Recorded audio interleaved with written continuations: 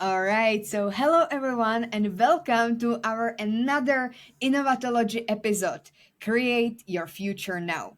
So today we are going to discuss a really interesting topic and have really interesting discussion. But first, let me introduce Innovatology, which is one-stop shop for the latest tech and innovations. We started with this idea because we wanted to bridge the digital gap, and we find out that there are lots of people scared of the newest tech, such as, for example, artificial intelligence. So you can, for example, hear around you with your parents or grandparents when you say the AI that they don't know what is it, and this is totally normal because people are scared of changes. But here we are to actually tell you more about the latest innovations and what is out there, and that it can be used in your benefit in, for example, your personal and professional lives, for your efficiency, etc.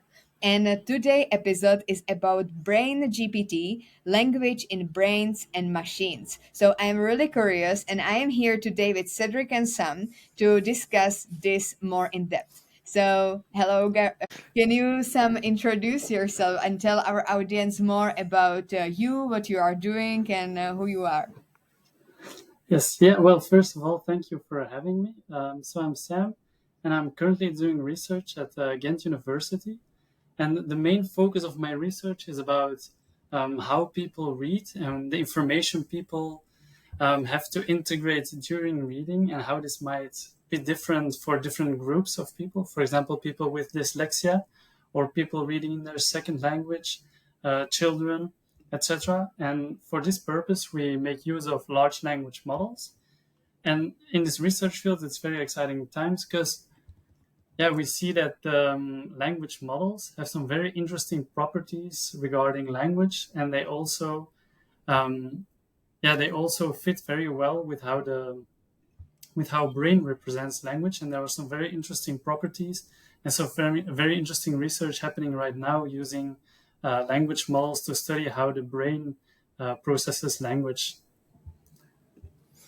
Nice.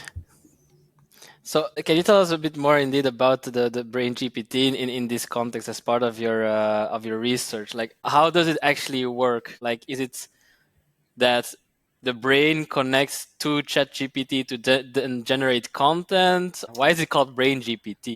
Yeah. So the sort of the thing that inspired this podcast was a blog post of mine for EOS, in which I describe how language models can be used to sort of decode brain activity. And it's called BrainGPT. That was just the name I made up for it, because it's actually not an application as of now. But it was in this blog post I describe research that has been done where they use language models to decode brain activity. So they use non-invasive brain recordings of participants listening to speech. And once they have a lot of speech, they sort of compare the representation of that speech in a participant's brain to the representation of that text by a language model. And by doing so, they can build a sort of linear decoder that bridges the brain activation to the meaning represented at that time, the meaning of the text they are hearing. And by doing this, they can decode activity of newly heard input using these language models. So this is a very, very interesting sort of new frontier in research, because previously what was done is they use motor representations of, for example, speech. Participants had to imagine saying a certain utterance, and then they can decode what they were thinking of saying based on their motor representations. But now they can also decode meaning immediately from the language network in the brain. So there's no longer this intermediate step of using the motor representations. And this is quite impressive because the language network in the brain is incredibly vast. It's incredibly complex, and it's spread out over a wide area. So using this, this new advancement of being able to decode what participants are hearing based solely on their brain activity in the language network, using this high performant language network is incredibly interesting because it might be used in applications downstream.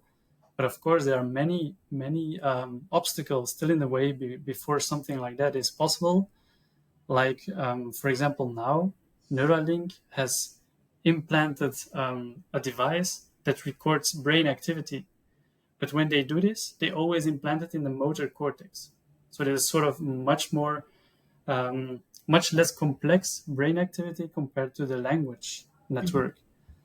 So it's a lot easier to decode based on, for example, with an electrode in someone's motor cortex, what their hand movement they are imagining, compared to using an electrode to decode what they are thinking about. So is that sort of clear why it's such an advancement now that they can use non-invasive brain recordings So to decode it? basically what I understand, right? So it's not connected to the internet, but it helps tap into and unlocking the full potential of what's inside, let's say, a person's brain, to then be able to transcribe it into maybe words that they're not able to speak because they're not able to talk, or like if they're not really that fluent, that it still comes out as, like, let's say, a fluid sentence. Yeah, indeed. So that's the main thing. That would be the application that everybody is looking at, is people that are incapable of speaking or producing the utterance, but are still capable of thinking of the meaning. So, for example, people with aphasia, they might be able to understand language.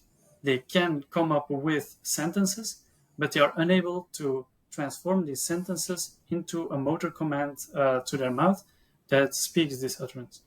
So if you could then bridge this gap by using a language model to decode what they are thinking of, you could skip this step and help people like that. I think that's going to be a really insane advancement, like, because like the other only example in that context that rings a bell is, like, Stephen Hawking, when he has to like type his words on the computer, but then instead wouldn't even need to type anymore. They would just need to think about the words. And what could be the other applications, like, not considering the obstacles, like what's the sky, like what's the limit with these things? So if you would consider that, so okay, the if we go very far, then something like telepathy, for example, purely hypothetically, if we both have a Neuralink implant, I could think of something and could transfer it to you. Damn. But that is, of course, that is still not possible, and it's probably never going to be possible unless maybe some crazy innovation, because this language network is so large. So you cannot decode the meaning somebody is thinking of using if one electrode or a few electrodes. You would need to have an electrode that spans the entire frontal and temporal cortex to sort of decode what they are thinking of. And also the device needs to be large enough to house a very powerful language model. And the language models, the top of the state of the art language models right now have something of a 405 billion parameters. The latest Llama version, which is of course like 100 gigabytes worth of language model. So even if you have electrodes that could go into the brain to read out brain data, you still would need to be able to sort of use a language model on that sort of implant. And even if you could do that, you would also need to transmit it fast enough and accurately enough to be able to like communicate effectively with it. But that's also something Neuralink has now made a challenge of, because they saw that with the data they are acquiring from the brain, it needs to be transmitted much faster than is now possible through wireless transfer. So they have wrote out a challenge for lossless compression. So they challenge to like compress the signal derived from the brain, so it can be transmitted much faster to the device. And what is it called? Lossless compression. Yeah, so it's compressed without any loss of information. For example, if you would stream a video, if the quality can be lower to like keep streaming, right? Yeah. and then you sort of decline have a decline in accuracy. But what Elon Musk wants is to keep the accuracy stable and without any loss of information. So, and based on your solution that you have explained, so you want to say that you have a better solution than Elon Musk has, like that the Neuralink actually put it in the wrong place, that you would put it in different one, or No, I wouldn't say that, because, like, for example, this is a good step for now, because you wouldn't be able to put it in the language network as of now and get good results. I think that's a step too far. I think this is a very good step to take in between, and then to scale it up maybe to another step once we have much more information on how the brain represents language and how it is represented in language models, because we can decode language from the brain using language network and these non-invasive brain recordings, but still the accuracy is not that good. So there's still a lot of research and innovation to be done to get these in a very high level and to understand even better what it is in a language model that makes it fit the brain activity so well, and what is it that enables it to decode the representation in the brain to also then build models specifically for this purpose that are even more accurate. and So I think there's a lot to be done. I have a question here, like, because this episode is called Brain GPT.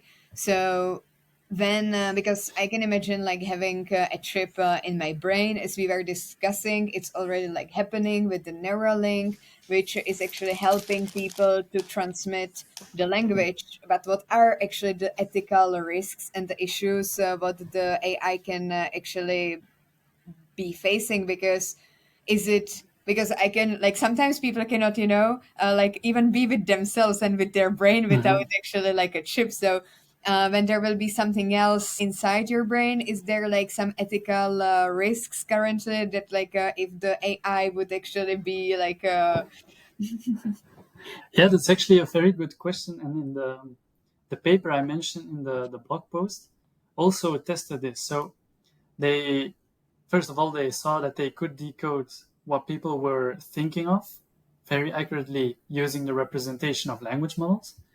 And then they also investigated whether you could actively combat this, whether you could um, make sure that the language model was not able to decode what you were thinking about. And they investigated a couple of strategies, one of which was, for example, counting by increases of 7, sort of just doing a double task, thinking of other things while listening to something. And that also inhibited um, good accuracy of the model. So doing another task, thinking of something else, thinking of another story in your head, that makes sure that the model cannot read out what you are hearing or thinking about. And another thing that makes it maybe reassuring for the doom thinkers is that you're not able to, if you train a certain decoder, so you have a language model and you have brain recordings of a participant, and you train a decoder to bridge these two. And then you can sort of know, okay, that person is thinking of this sentence at this moment. That decoder is very specific to one participant. So if you train a decoder on the data of one participant, you cannot generalize it to another. So as of now, if there would be something like BrainGPT, an implant that reads out your data, it would still be very specific to you, and it would require, for example, a very long calibration phase before it would work, and it would not transfer to another person. So in that terms, you can combat it, and also the ethical risk of breach by someone else is rather small right now. That's curious. So it's not something for multitaskers. Like with multitaskers, the LLM would break down a bit. Yeah, I think so. Yeah, that's at least what the data appears to be saying. Would it be able to help? Like I have two, I have so many questions actually, but like the first one is like, would it be able to help? Like again, unshackled, if you would install it, let's say, within your partner's brain, help you decode what's on their mind, Yeah, so that you actually if it know, would be like, possible. know what they're thinking and not what they're That might saying. also be very unethical for yourself, because you will learn some things about yourself you didn't know. But So there I would should be not some recommend that. privacy, no? Like you should have like Yeah. privacy, like to give access to the certain. Yeah.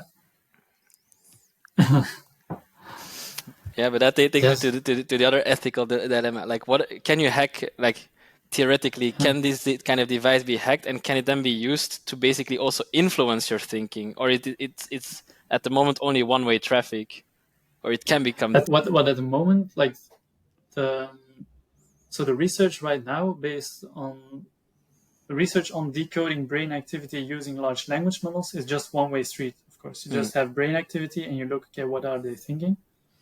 Also, the Neuralink implants is a one-way street. They just record brain activity with some electrodes implanted, and then they just use that information to power some other application. But in principle, if you could also influence brain activity, you could influence what the brain is representing at that moment. So, for example, there are applications like TDCS, transcranial direct current stimulation, and that is sort of a very small current that is sent through the brain, and is currently being used in applications like, for example, treatment against depression. Might be that there's some brain region that is too active or is not active enough, and that by using this stimulation you can sort of balance the activity out to help people struggling with some severe form of depression.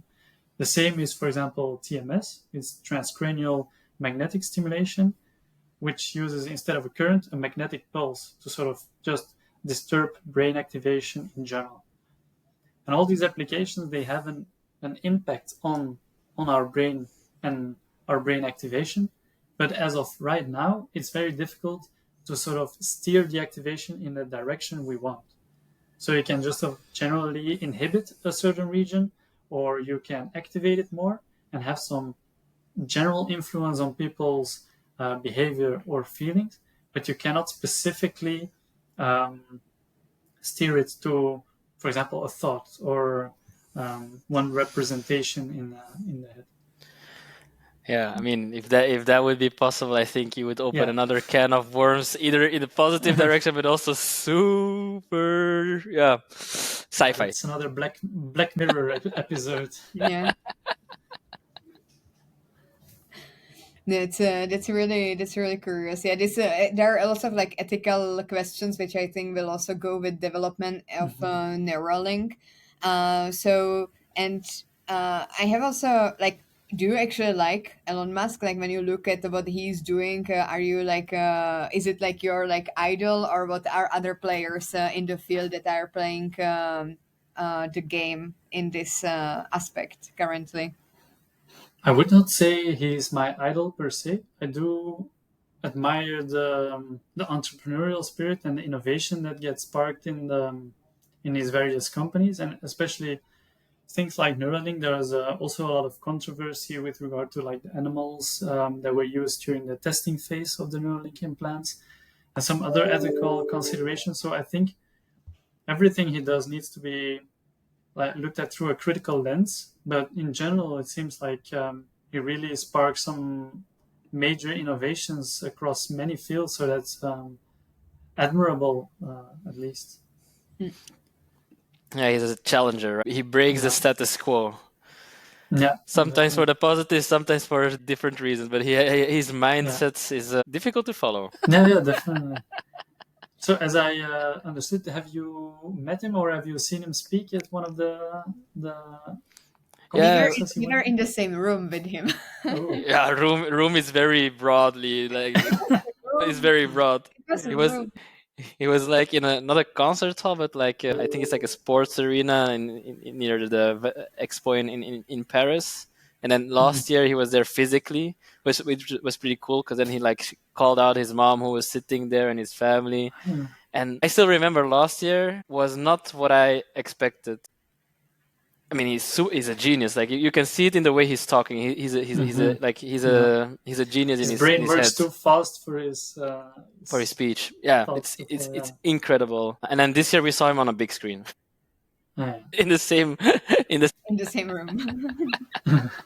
But it was more curious discussion because we could ask questions ourselves. So like it was more like challenging for him to answer actually questions from the audience. Whereas when he was in the room, like himself physically, it was more like like there were prescribed questions, and even though like they tried to make it challenging, it was still from like moderator who was trained on doing this. So yeah, there was like both sessions had something about itself, but yeah, it was really nice to see and be with him in one room because it was one room.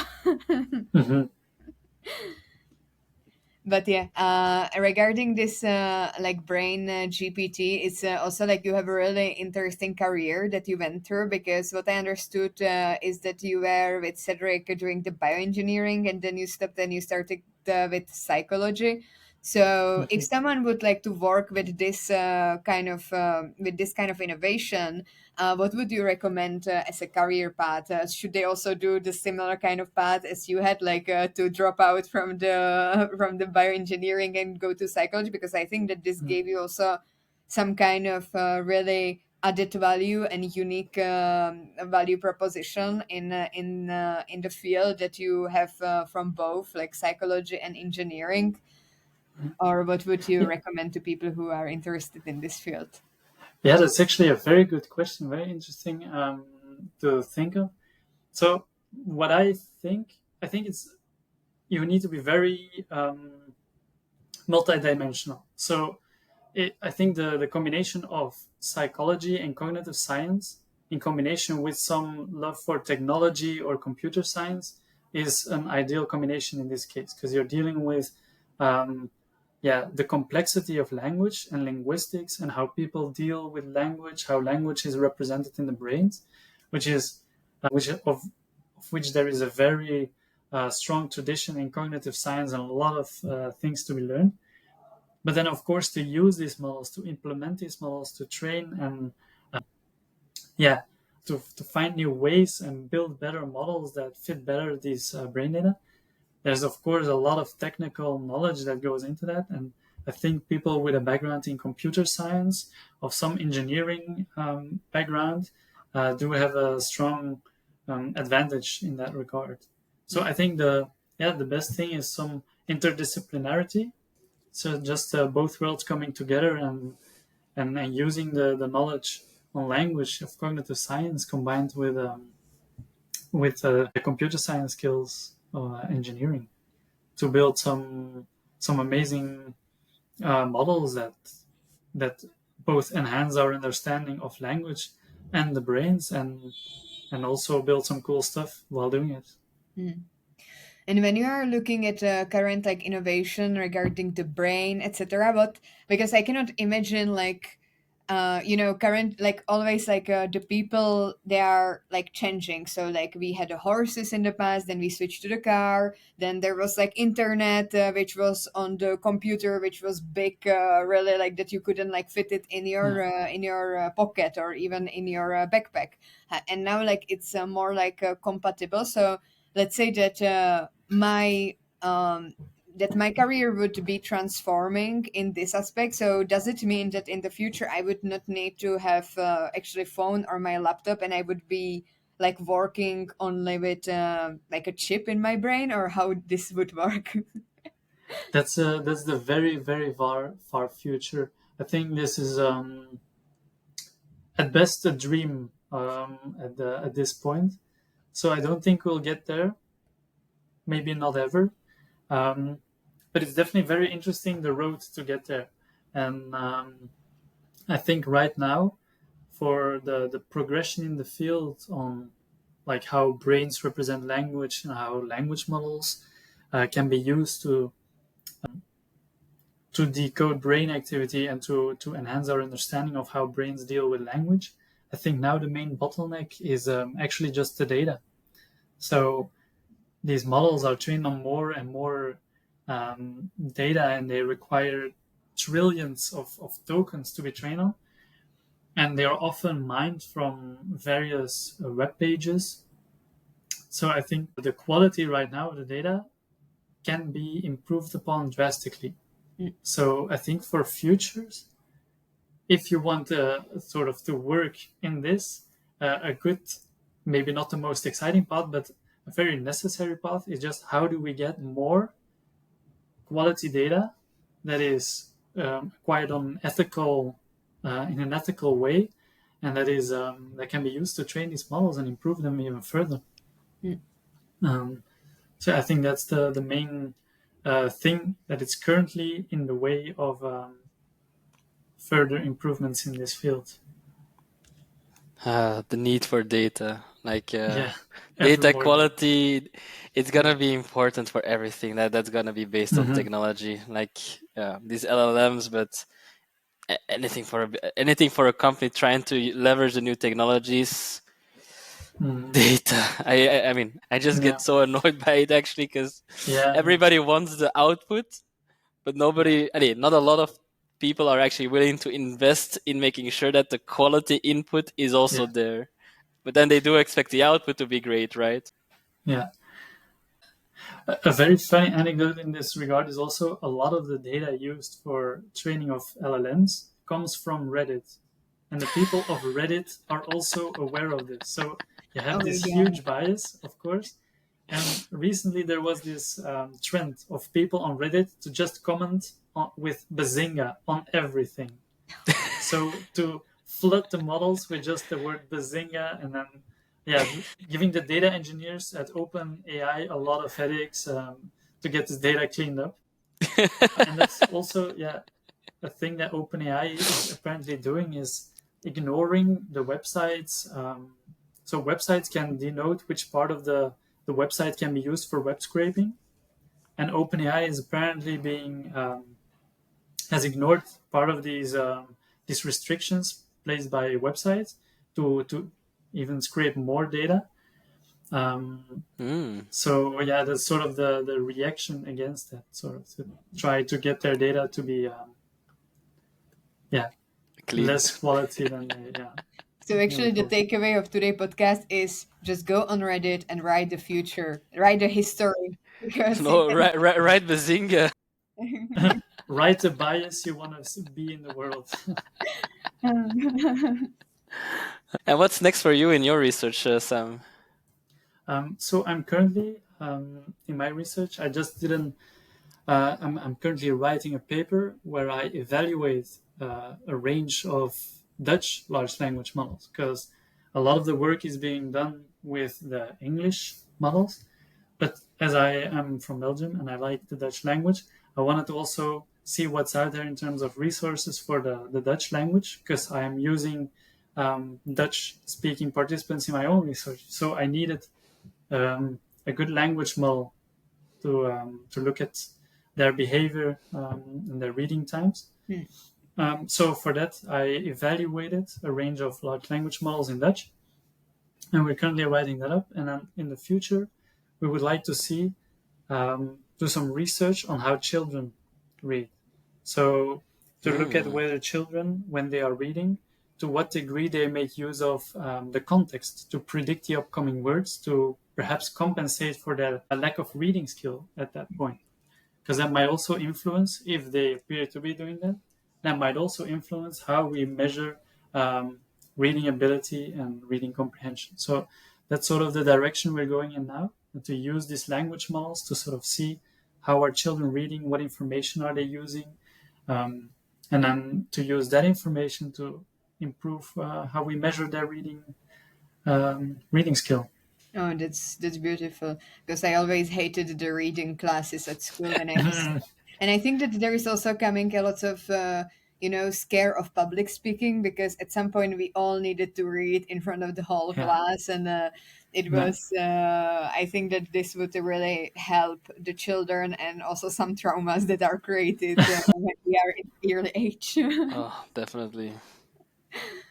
I also really like what you said about language. Are we also speaking here then about the language gap? Because, like, for example, in the digital, we have a digital gap that there is like Mhm. not enough, for example, gadgets in the different societal spheres, or that, for example, Czech Republic, it's not that digitized as, for example, Belgium. But here we are also speaking about language gap that not necessarily all languages have like role model like you, for example, that would really go deeper into the research in their local languages, because mostly like the IT codes, etc., are in English. I mean, I know also like Czech coders who doesn't know anything in English, and then they code and it use actually English inside the coding, but they don't actually know because they are just used to Mhm. coding as Yeah. such. But do we actually speak also about the language barrier here when we are speaking about the machine learning, etc.? Yeah, yeah, it's actually a very large part currently also of the literature to look at languages beyond English, because English is, of course, the largest player in the scientific literature on reading a language, and so a lot of people are also trying to step away from it, and to compare also how other languages, whether the same processors apply to other languages. And for now, they often use multilingual language models, but I definitely see some improvement that a lot of people are trying to get these language resources on par, or at least off the ground for these low resource languages as well. Wouldn't it be Um, just easier for the whole European Union to use the European language as was not really successful in like speaking, but maybe like use it in in like these researches and in the machine learning to have like our own representation of the European Union? yeah, the Esperanto Yeah. We for tried the that one. European. Yeah. Yeah, yeah, I think it's actually just very nice to have this variation in languages, and it's a very interesting thing to look at, because yeah, there are some differences in languages that are also in represented in the brain and across different yeah, like there are some very distinct cross linguistic differences in how people represent languages. So I think it's an interesting research line to pursue as well. And there's also here as well a lot of effort going into the data to make sure that there's reading data from many different languages. There are lots of initiatives that are trying to gather reading data across many languages, and to sort of get the whole globe represented in our research. So that's nice to see. So here do you see that like for every language, like we would need to have like an LLM model, or do you think there's a future where one model can decipher multiple languages at the same time?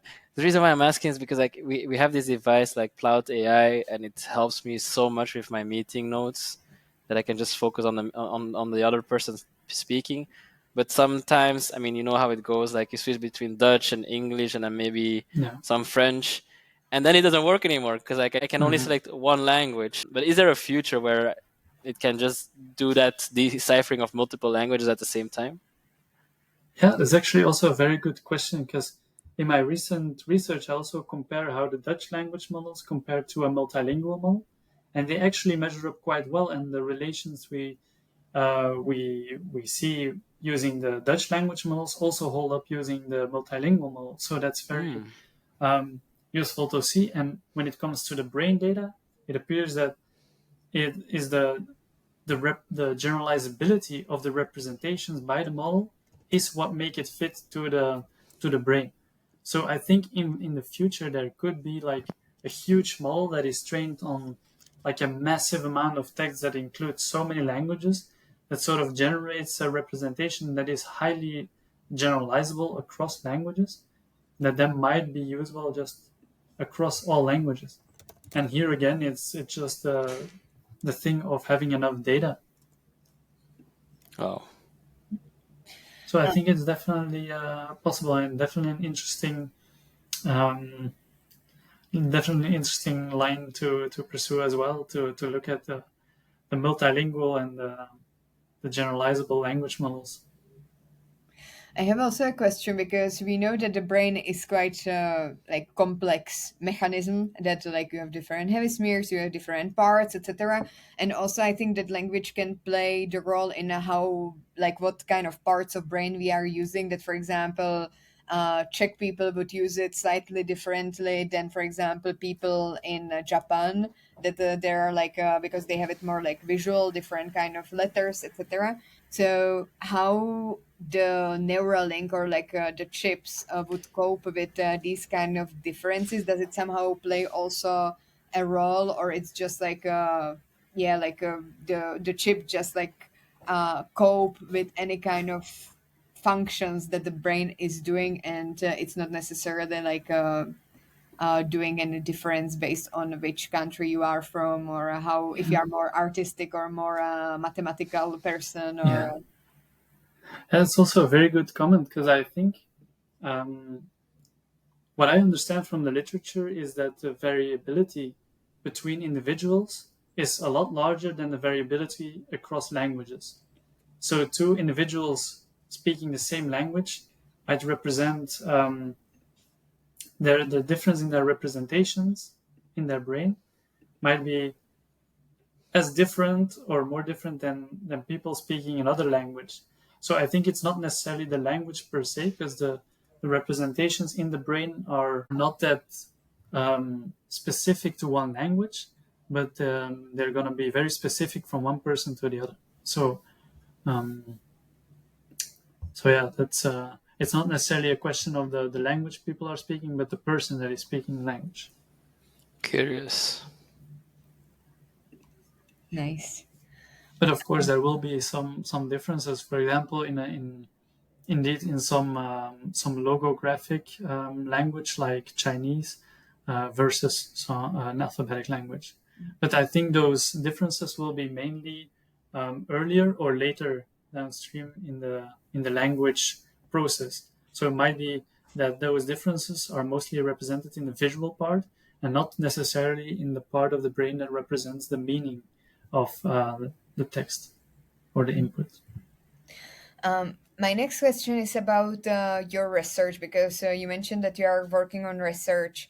And for example, from my experience or Cedric experience, we also did some researches in the past, but then we were demotivated that like actually the researches are not really read or like really used in the practice. So is there like some change in the research, for example, in really high demanded subjects, such as for example this one that can be really used in the future in some companies? Do you see some like really practical usage that for example the companies are like contacting you that you would tell us some like motivational some motivation from the academic field? Well, from my own perspective, I cannot offer that motivation right now because I'm very early on in my research. So as of right now, there are no applications that can be used in industry or elsewhere. But I do have an interesting case that I came across when I was preparing a lecture, and it was they at the Dutch Forensic Institute, they trained a large language model on text messages they hacked of criminals. Mm. So every now and then, the government gets to hack the secret message service that is used by criminal organizations, and they can then just read along. And then they also trained a large language model to sort of detect when there was a threat to life in one of those messages. Oh wow. And then they use these models in combination with human raters to see, okay, the model would flag certain messages that it suspected were threat to life messages. And then it would be reviewed by a human rater. And then if it was deemed to be a real threat, they would intervene. And it was a huge investigation and a huge operation. And they, I think, intervened in like 10 different kidnappings or threat to life situations. So that's one of the cases where the language models were like really life saving. And then in my own research, I try to um, use and build models that are as small as possible and still work very well. So you sort of have the same restrictions as in that case, because you might have very little data, very little text messages, and you need to train a model that represents the threat to life one and is able to capture the critical messages. And in the same way, we want to train a model, for example, in Dutch, in which there are not a humongous amount of data. We need to have a model that is trained on a limited amount of data and still represents language in as accurately as possible and is able to capture the linguistic processes in humans as accurately as possible. So there's sort of the same tendency and the same obstacles that are applicable to both situations, and so it's an interesting parallel. What I always liked about this kind of research is that, I mean, once you get a practical application out of it, like the impact can be enormous. It's just indeed like the road to that application Yeah. in life can sometimes be quite long, but that's why I'm very happy to have people like you, Sam, that are willing to put the time and effort into continue to make this investigation, also to make sure that it's ethical and all, because I was not going to do that. But I'm very happy we have people like you. So thank you for thank you. Well, thank you.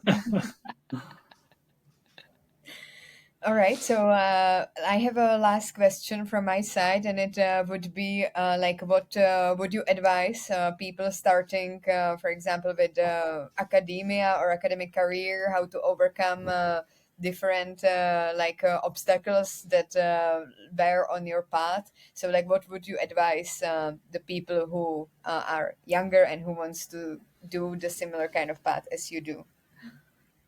Well, it's also a very good question. I think the main thing especially in a PhD research situation, is to have a supervisor that matches, because in the very beginning stages of your research, you depend a lot on your supervisor and your supervisor's network and what their advice during this process. So you need someone who supports you through these early stages where it's quite difficult to get started.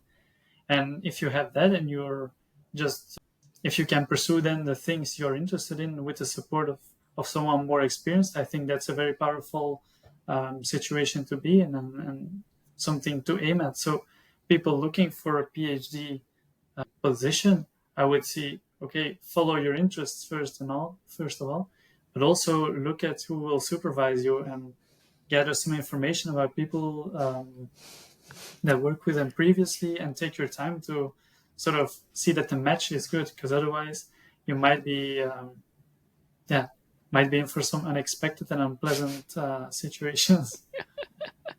It's like in corporate, your manager matters.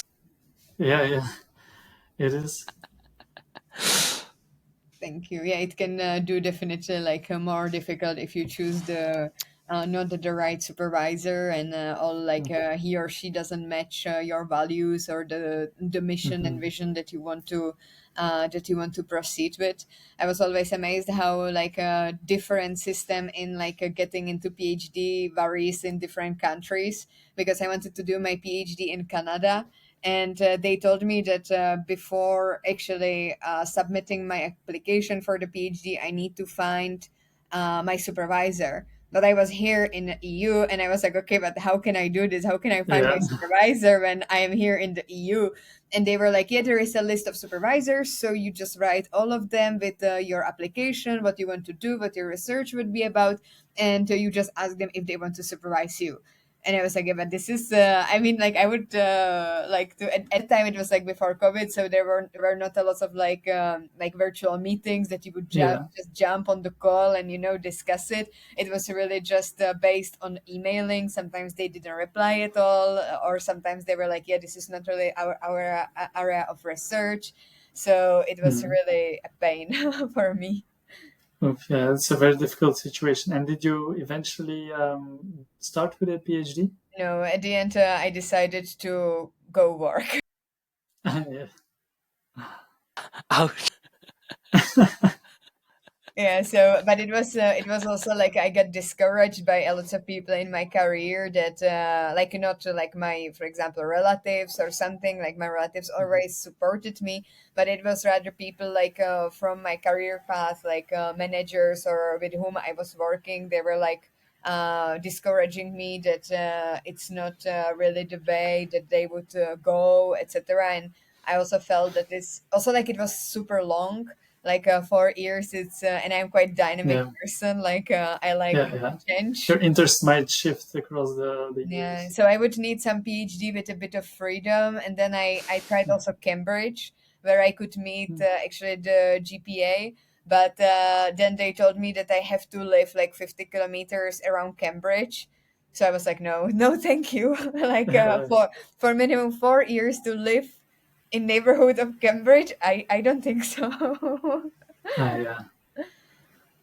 So yeah, so then it was not successful career. Maybe in the Mm, future when there will be more freedom options, like that I can mm, work and do the PhD at the same time, because it would make more sense for me to do like based on practice. So like some yeah, like from the field of your like career, you see that there is some gap, and then make a yeah, research about it. So I would like to have it also more practical.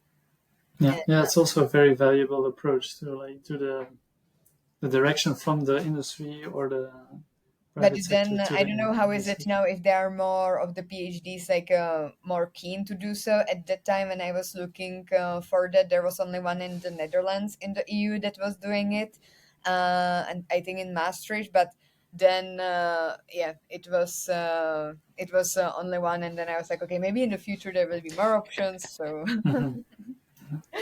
let's see. Cedric, do you have some closing remarks? None from my side. I think it was really cool to hear more about the Brain GPT, both the with the constraints, but also unshackled and going limitless, Mhm. both the positive as well as what could be the potential, let's say, challenges or doomsday scenarios. Mm. But yeah, I think it was thought provoking, very curious, and excited to see what's more in the future with your research, Sam. Yeah, thank you. I really loved the conversation. It was very nice question, very yeah thought provoking also for me here. So yeah, I'm very happy that you invited me to your podcast. Thank you very much, Sam, and see you maybe in Antwerp one day. Yeah, see you. See Cheers. Bye. you. Bye.